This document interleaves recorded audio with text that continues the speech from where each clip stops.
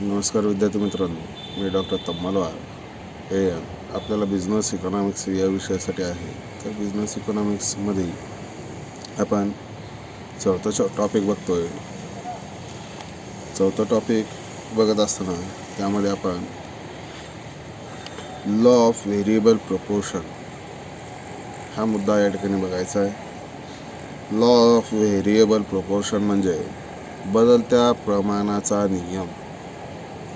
बदलत्या प्रमाणाचा नियम बघण्या अगोदर आपण 3 नियम बघितलेले आहेत. वृद्धी उत्पत्ती नियम, स्थिर उत्पत्ती नियम आणि अरहसी उत्पत्ती नियम. या तिन्ही नियमामध्ये साधारणतः या ठिकाणी जे तिन्ही नियम हे परंपरागत अर्थतज्ञांनी मांडलेले आहेत. मग आधुनिक अर्थतज्ञांनी काय केलं तर या तिन्ही नियमांचं एकत्रीकरण या ठिकाणी बदलत्या प्रमाणाच्या नियमामध्ये केलेलं आहे. बदलत्या प्रमाणाच्या नियमामध्ये या ठिकाणी उत्पादन घटकापैकी म्हणजे आदानापैकी तुमचं इनपुट जे आहे त्याच्यापैकी फक्त एकच घटक बदलता केला आहे. म्हणजे त्या ठिकाणी श्रम आणि भांडवल हे 2 घटक बदलते होते. फक्त या ठिकाणी काय केलं, एकच घटक बदलता केला आणि इतर घटक स्थिर ठेवून त्याचा बदलाच्या प्रमाणावर त्याच्या उत्पादनावर काय परिणाम होतो हे या ठिकाणी बघण्यात आलेलं आहे. किंवा प्रदानावर काय परिणाम होतो किंवा आउटपुटवर काय परिणाम होतो. समजा इनपुट तुम्ही फक्त एकच बदलला या ठिकाणी आणि त्या बदलाचा परिणाम तुमच्या आउटपुटवर किंवा प्रदानावर काय परिणाम होतो याचा विचार बदलत्या प्रमाणाच्या नियमामध्ये केलेला आहे असं आपल्याला म्हणतात. या बदलत्या प्रमाणाच्या नियमाला सनातनी अर्थशास्त्रज्ञांनी म्हणजे सनातनी जे अर्थशास्त्रज्ञ आहेत, जुने जे अर्थशास्त्रज्ञ आहेत त्यांनी अरहसी उत्पत्ती नियम असंच म्हटलेलं आहे. आता अरहसी उत्पत्ती नियम असंच म्हटलेलं आहे तर स्टिग्लर यांनी बदलत्या प्रमाणाचा नियम मांडलेला आहे. स्टिग्लर यांनी कशा पद्धतीने मांडणी केलेली आहे नियमाची ते पुढील प्रमाणे आहे. अन्य उत्पादक घटक स्थिर ठेवून फक्त एका उत्पादक घटकाचे प्रमाण क्रमशः वाढवीत गेल्यास एका विशिष्ट मर्यादेनंतर उत्पादनात होणाऱ्या वाढीचे प्रमाण घटत जाते म्हणजे सीमांत उत्पादन घटत जाते. आता स्टिग्लर यांनी काय सांगितलंय, अन्य उत्पादक घटक स्थिर ठेवून एका उत्पादक घटकात क्रमशः वाढ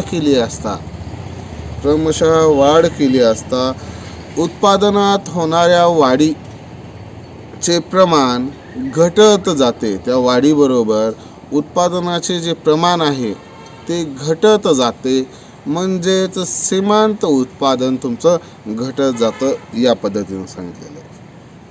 आता हा नियम स्पष्ट करताना या स्टिग्लर यांनी मांडलेला बेनहॅम यांनी काय म्हटलंय, उत्पादन घटकापैकी एका घटकाचे प्रमाण वाढवीत गेले तर विशिष्ट बिंदूनंतर प्रथम सीमांत उत्पादन त्यानंतर सरासरी उत्पादन घटत जाते. स्टिग्लरनेही तेच म्हटलंय, सीमांत उत्पादन घटत जाते. पण त्या पुढचं बेनहॅम यांनी काय म्हटलंय, एका उत्पादन घटकामध्ये वाढ केली असता त्या वाढीबरोबर तुमच्या एका विशिष्ट बिंदूपर्यंत या ठिकाणी उत्पादन वाढत जातं आणि वाढल्याच्या नंतर पहिल्यांदा या ठिकाणी सीमांत उत्पादन त्यानंतर सरासरी उत्पादन या ठिकाणी घटत जात असतं असं या ठिकाणी सांगण्यात आलेलं आहे. या पद्धतीनं हे आहे.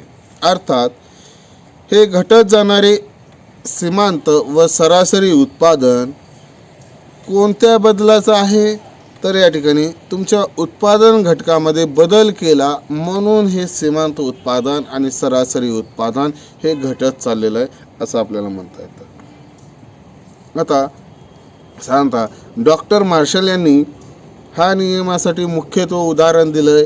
कशाचं? शेती क्षेत्राचं. शेती क्षेत्रात जे तंत्रज्ञान, शेती व्यवसायाच्या तंत्रज्ञानामध्ये कोणतीही सुधारणा केली जात नसेल तर, म्हणजे तंत्रज्ञानात कुठलीही सुधारणा केली जात नसेल तर जमिनीच्या लागवडीसाठी वापरल्या जाणाऱ्या भांडवल आणि श्रम या घटकाचे प्रमाण क्रमशः वाढवित गेल्यास त्यापासून मिळणारे उत्पादन हे घटत्या प्रमाणात होणाऱ्या वाढीपेक्षा कमी प्रमाणात वाढते. म्हणजे या ठिकाणी मार्शल यांनी काय सांगितलं आहे की शेतीमध्ये कोणतंही जे कायमस्वरूपी सुधारणा करणारं तंत्रज्ञान आहे ते वापरलं गेलेलं नसेल तर जमिनीच्या लागवडीसाठी तुम्ही श्रम भांडवलाच्या या ठिकाणी मात्रा वापरताय. मग श्रम भांडवलाच्या मात्रा वापरताय तर ते क्रमशः या ठिकाणी वाढवित आहे. आता ते वाढीबरोबर या ठिकाणी तुमचं उत्पादन वाढलं पाहिजे, पण ते या ठिकाणी दिसत नाही. त्या वाढीबरोबर या ठिकाणी त्याचा वेग या ठिकाणी कमी होत जातं आणि पहिल्यांदा सीमांत उत्पादन, त्यानंतर सरासरी उत्पादन हे घटत गेलेलं दिसून येतं असं आपल्याला म्हणता येतं. आता हे उदाहरण स्पष्ट करण्यासाठी किंवा हा नियम स्पष्ट करण्यासाठी एक एक्झाम्पल दिलेलं आहे आपल्याला. ते उदाहरणार्थ आता हे एक्झाम्पल तुम्हाला स्क्रीनवर दिसेल. ते स्क्रीनवर दिसलेलं उदाहरण, त्यामध्ये श्रम आणि भूमी हे दोन घटक घेतलेले आहेत. श्रम आणि भूमी हे दोन घटक घेतलेले आहेत आपल्या सोयीनुसार, कारण या ठिकाणी आपल्याला एकाच घटकामध्ये बदल करायचा आहे आणि त्यामुळं भूमी हा घटक हा स्थिर असतो. भूमी हा घटक स्थिर असतो, त्यामुळे आपल्याला श्रमामध्ये बदल करता येतो. म्हणून या ठिकाणी दोन घटक घेतलेले आहेत, भूमी आणि श्रम हे दोन घटक घेतलेले आहेत. तुमच्या स्क्रीनवर या ठिकाणी उदाहरण दिसतंय. भूमी 5 मात्रा 5 मात्रा 5 मात्रा 5 मात्रा असं कंटिन्यू 7 या ठिकाणी हे आहेत आपले 5 मात्रापर्यंत घेतलेले. त्यानंतर श्रम पहिल्यांदा 1 मात्रा वापरली, दुसऱ्यांदा 2 मात्रा वापरली, तिसऱ्यांदा 3 मात्रा वापरली, 4 मात्रा 5 मात्रा 6 मात्रा आणि 7 मात्रा या पद्धतीने या ठिकाणी मात्रा वापरलेल्या आहेत. आता भूमी व श्रम यांचं प्रमाण कसं होईल तर 5:1, 5:2, 5:3 म्हणजे 5:1, 5:2, 5:3, 5:4, 5:5, 5:6 आणि 5:7 या पद्धतीने या ठिकाणी तुमचं प्रमाण होईल.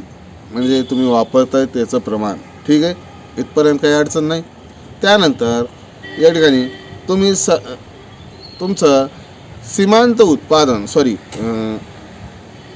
समस्त उत्पादन म्हणजे एकूण उत्पादन किती झालेलं आहे ते निश्चितपणे बघून घ्यायचं आहे. आपल्याला याच्यात काही चेंज करायचं नाही आहे.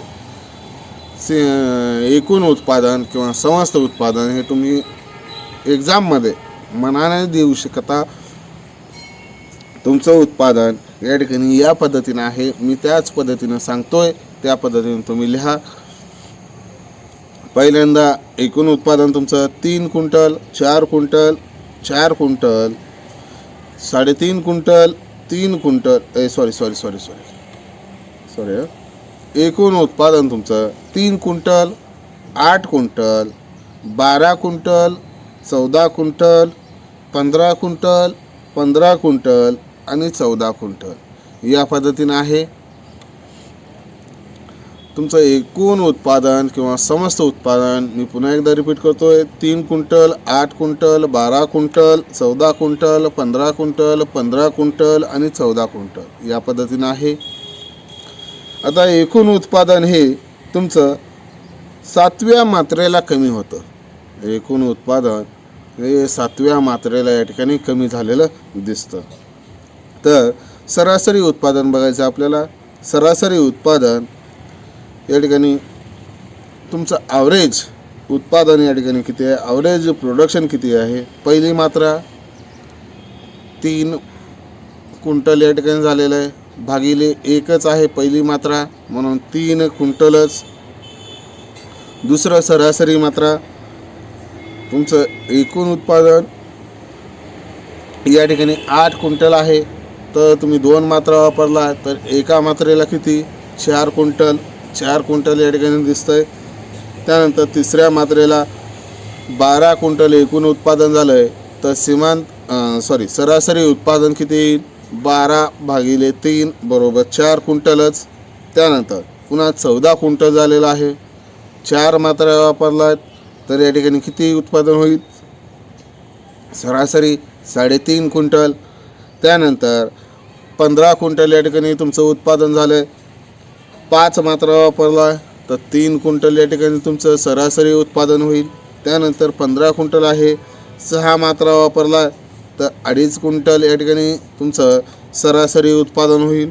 त्यानंतर 14 क्विंटल आहे, 14 क्विंटल भागिले 7 मात्रा वापरताय तर तुमचं या ठिकाणी 2 क्विंटल या ठिकाणी तुमचं सरासरी उत्पादन तयार होतं. ठीक आहे, या पद्धतीनं सरासरी उत्पादन तुम्ही काढलं आहे, याच्यात काही अडचण नसावी. त्यानंतर सीमांत उत्पादन आहे. सीमांत उत्पादन म्हणजे वस्तूच्या शेवटच्या नगापासून मिळालेलं उत्पादन किंवा प्राप्ती. एक जादा नगापासून मिळणाऱ्या प्राप्तीला आपण सीमांत प्राप्ती असं म्हणतो. मग पहिल्यांदा 3 क्विंटल या ठिकाणी झालं आहे, एकच मात्रा आहे म्हणून सीमांत प्राप्ती देखील किंवा सीमांत उत्पादन देखील या ठिकाणी साधारणतः 3च क्विंटल आहे. त्यानंतर दुसरी मात्रा वापरली असता तुमचं एकूण उत्पादन किती होतं 8 क्विंटल होतं, तर तुमचं सीमांत प्राप्ती किती होईल, मग सीमांत उत्पादन किती होईल तर 5 क्विंटल. पहिल्या ह्याला 3 क्विंटल होतं, आता किती आहे 8 क्विंटल आहे. म्हणजे एक मात्रा वाढवल्यामुळे भर कितीची पडते 5 क्विंटलची पडते, म्हणून त्या ठिकाणी 5 क्विंटल हे सीमांत उत्पादन झालं त्याचं. तिसऱ्या मात्रा वापरल्या असता तुमचं किती झाले 12 क्विंटल. अगोदर 2 मात्रा वापरल्या होता, आता तिसरी मात्रा वापरली तर तिसऱ्या मात्रेपासून उत्पादनामध्ये भर किती पडली 4 क्विंटल, हे 4 क्विंटल.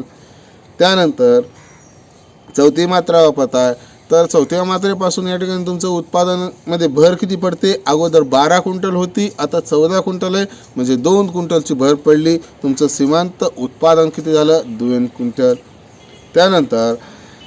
त्यानंतर पाचवी मात्रा वापरली असता तुमच्या उत्पादनामध्ये किती भर पडली, याच्या अगोदर 14 क्विंटल होती आता किती 15 क्विंटल, म्हणजे 1 क्विंटल या ठिकाणी उत्पादनामध्ये भर पडलेली दिसून येते. ठीक आहे. त्यानंतर सहावी मात्रा या ठिकाणी तुम्हाला दिसते. 6वी मात्रा वापरली असता तुमच्या उत्पादनामध्ये अगोदर 15 क्विंटलच होतं, आता देखील 15 क्विंटलच आहे, म्हणजे उत्पादनामध्ये 0 क्विंटलची या ठिकाणी भर पडलेली दिसून येते. ठीक आहे. त्यानंतर 7वी मात्रा वापरली असता उत्पादनामध्ये तुमच्या घट झालेली दिसते. उत्पादनामध्ये घट झाली म्हणजे अगोदर 15 क्विंटल होतं, आता 14 क्विंटल, म्हणजे त्या ठिकाणी -1 क्विंटल या ठिकाणी सीमांत उत्पादन होतं असं आपल्याला म्हणता येतं.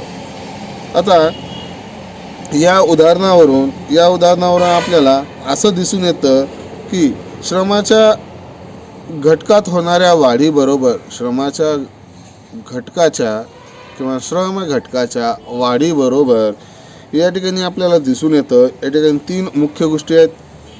सुरुवातीला समजतं, त्यानंतर सरासरी आणि त्यानंतर सीमांत.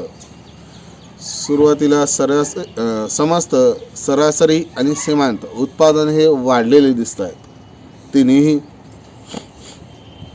श्रमाच्या दुसऱ्या मात्रेपर्यंत सीमांत उत्पादन, तिसऱ्या मात्रेपर्यंत सरासरी उत्पादन आणि 6व्या मात्रेपर्यंत समस्त उत्पादन वाढत आहे. पुन्हा एकदा लक्षात ठेवायचं, हे स्टेप लक्षात ठेवायच्या. त्या ठिकाणी दुसऱ्या मात्रेपर्यंत सीमांत उत्पादन वाढलेलं आहे. दुसऱ्या मात्रेपर्यंत बघून घ्यायचं आहे. 5 क्विंटल आहेत. 5 क्विंटलच्या नंतर सतत घटत गेलेलं आहे. त्यानंतर तिसऱ्या मात्रेपर्यंत सरासरी उत्पादन वाढलेलं आहे. तिसऱ्या मात्रा म्हणजे 4 क्विंटल आहे. 4 क्विंटलच्या वरी गेलेलं नाही आहे. त्यानंतर 6व्या मात्रेपर्यंत एकूण उत्पादन किंवा समस्त उत्पादन या ठिकाणी वाढत गेलेलं आहे. ठीक आहे. हे पहिलं श्रमाच्या वाढीबरोबर किंवा श्रम घटकाच्या वाढीबरोबर आपल्याला दिसून येणारे पहिलं एक. त्यानंतर दुसरं, एका विशिष्ट मर्यादेवर तिन्ही उत्पादने महत्तम होतात. एका विशिष्ट मर्यादेवर तिन्ही उत्पादन महत्तम होतात. श्रमाच्या दुसऱ्या मात्रेला सीमांत उत्पादन, तिसऱ्या मात्रेला सरासरी उत्पादन आणि 6व्या मात्रेला समस्त उत्पादन या ठिकाणी महत्तम झालेले दिसतात. म्हणजे दुसरी मात्रा 5 क्विंटल दिसतंय सीमांत उत्पादन, त्या ठिकाणी सर्वात जास्त हे काय म्हणता येईल महत्तम आहे. तिसऱ्या मात्रेपर्यंत सरासरी उत्पादन आणि 6व्या मात्रेपर्यंत या ठिकाणी एकूण उत्पादन या ठिकाणी वाढत गेलेलं दिसून येते. ठीक आहे. त्यानंतर तिसरी या ठिकाणी दिसतं ते. आता त्यानंतर या तिन्ही प्रकारच्या उत्पादनात क्रमशः घट होते. श्रम या घटकात बदल केला असता उत्पादनावर होणाऱ्या परिणामाच्या तिन्ही अवस्था किंवा 3 टप्पे पाडण्यात येतात. त्यानंतर हे तिन्ही उत्पादनात घट झालेली दिसून येते असं आपल्याला म्हणता येतं. आता हे उदाहरण आपण संघटकाच्या कौशल्य व उत्पादन गोष्टी या स्थिर आहेत हे गृहीत धरूनच मांडलेलं आहे बरं का. म्हणजे या ठिकाणी गृहीत काय आहे, संघटकाचं उत्पादन कौशल्य आणि संघटन कौशल्य या ठिकाणी स्थिर आहे किंवा उत्पादनाचं तंत्र या ठिकाणी स्थिर आहे असं गृहीत धरून या ठिकाणी हे सिद्धांत मांडलेलं आहे असं आपल्याला म्हणता येतं. आता या बदलत्या प्रमाणाच्या 3 अवस्था आहेत. हे एक्झामला पडतं 100%. बदलत्या प्रमाणाच्या 3 अवस्था आहेत. पहिली अवस्था, श्रमाच्या तिन्ही उत्पादनामध्ये वाढ होतं. पहिल्या अवस्थेत कोणकोणते घटक येतात ते लक्षात ठेवायचं आहे. पहिल्या अवस्थेत पहिली जे मुद्दा आहे ते श्रमाच्या तिन्ही उत्पादन घटकामध्ये वाढ होतं. दुसरं त्या ठिकाणी सीमांत उत्पादनात वेगाने वाढ होते. आणि तिसरं 3 मात्रापर्यंत किंवा 3 मात्रेपर्यंत श्रमाचे युक्त प्रमाण बघून घ्यायचं आहे आपल्या टेबलवर.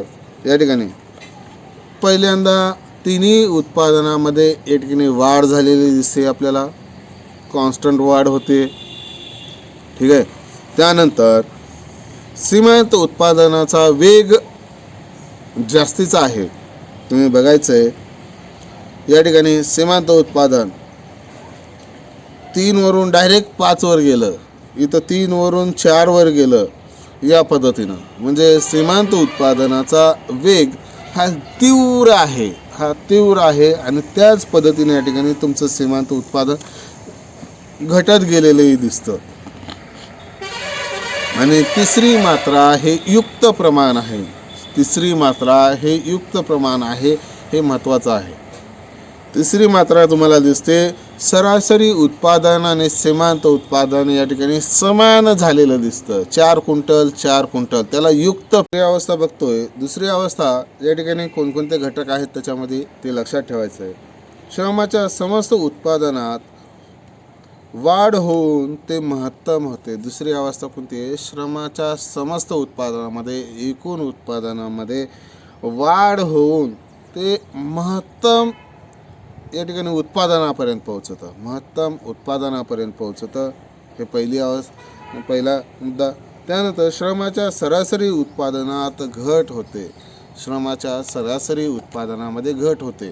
ॲव्हरेज या ठिकाणी प्रोडक्शन आहे ना त्याच्यामध्ये या दुसऱ्या अवस्थेमध्ये घट व्हायला चालू होते आणि श्रमाच्या सीमांत उत्पादनात वेगाने घट होऊन ते शून्य होते.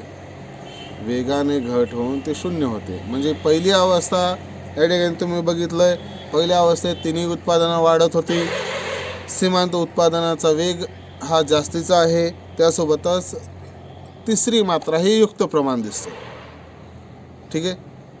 त्यानंतरची दुसरी अवस्था आहे. दुसरी अवस्था स्टार्ट होते तुमची या ठिकाणी साधारणतः चौथ्या मात्रेपासून ते 6व्या मात्रेपर्यंत. ठीक आहे. पहिली ते तिसरी, पुन्हा चौथी ते 6वी यामध्ये. आता याच्यामध्ये आपल्याला काय काय दिसून येतं ते आपण या ठिकाणी लिहितोय. मग समस्त उत्पादनामध्ये वाढ होऊन ते महत्तम होतं. आपल्याला कंटिन्यू वाढत गेलेलं दिसतं आणि 6व्या मात्रेपर्यंत या ठिकाणी ते महत्तम झालेलं दिसतं. ठीक आहे. तुम्हाला टेबलवर दिसतं. त्यानंतर तुमच्या सरासरी उत्पादनात घट होते. ॲव्हरेज जे उत्पादन आहे ते कॉन्स्टंट घटत गेलेलं दिसतं. म्हणजे 4 हे तिसऱ्या मात्रेपर्यंत बघितलं 4 क्विंटल, पुन्हा 3.5 क्विंटल, 3 क्विंटल, 2.5 क्विंटल या पद्धतीने घटत गेलेलं दिसतं.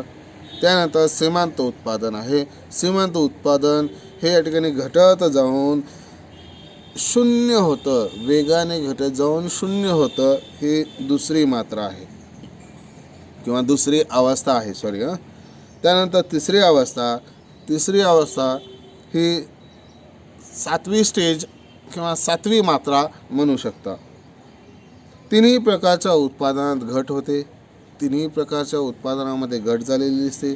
सरासरी उत्पादन घटत असले तरी ते धनात्मकच राहतं. सरासरी उत्पादन घटत असलं तरी ते धनात्मकच राहतं. सीमांत उत्पादन ऋणात्मक होतं.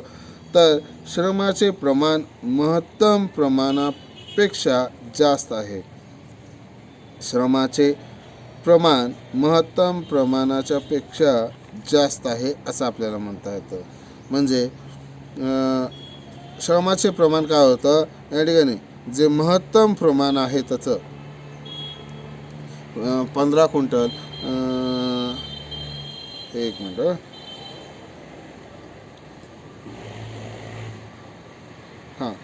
श्रमाचे प्रमाण महत्तम प्रमाणापेक्षा जास्त होते. महत्तम प्रमाणाच्या पेक्षा जास्त होतं. म्हणजे 6 क्विंटल हे महत्तम प्रमाण होतं त्याचं. या पद्धतीनं हे आहे. ठीक आहे. तिसऱ्या अवस्थेमध्ये तिन्ही उत्पादनं या ठिकाणी घटत गेलेली दिसतात. त्यानंतर तुमचं सरासरी उत्पादन घटत असले तरी ते धनात्मकच राहतं. पण सीमांत उत्पादन हे साधारणतः घटत गेलेलं दिसतं किंवा ऋणात्मक आहे.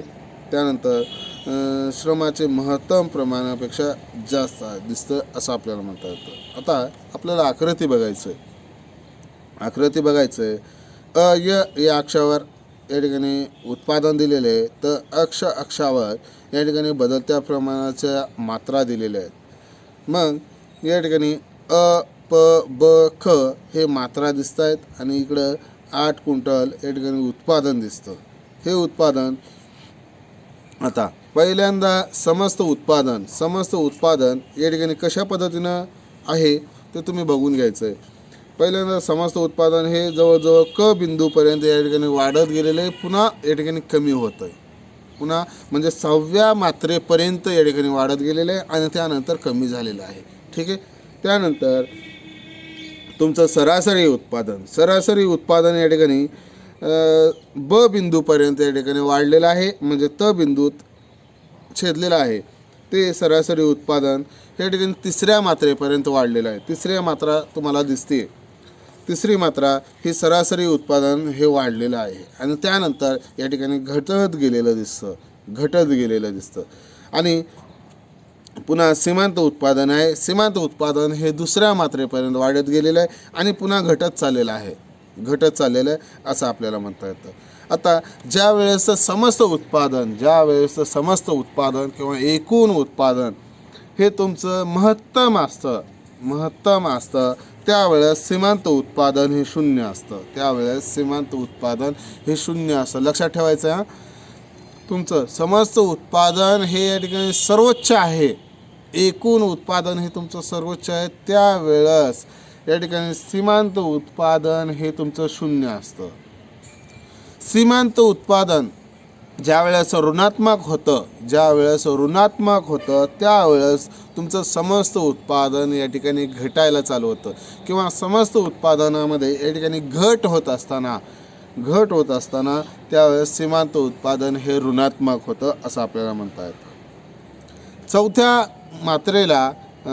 तिसऱ्या मात्रेला या ठिकाणी सरासरी उत्पादन आणि सीमांत उत्पादन या ठिकाणी समान होतात. तर दुसऱ्या मात्रेला या ठिकाणी सीमांत उत्पादन या ठिकाणी महत्तम असतं. आता ह्या वाढीचा वेग जास्तीचा आहे बरं का, वाढीचा वेग देखील या ठिकाणी जास्तीचा आहे हे असं या ठिकाणी आपल्याला दिसून येतं. या पद्धतीनं हे आकृतीवरून विश्लेषण आपल्याला करायचं आहे.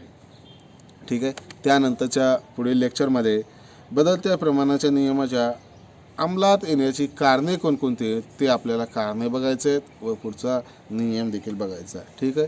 धन्यवाद.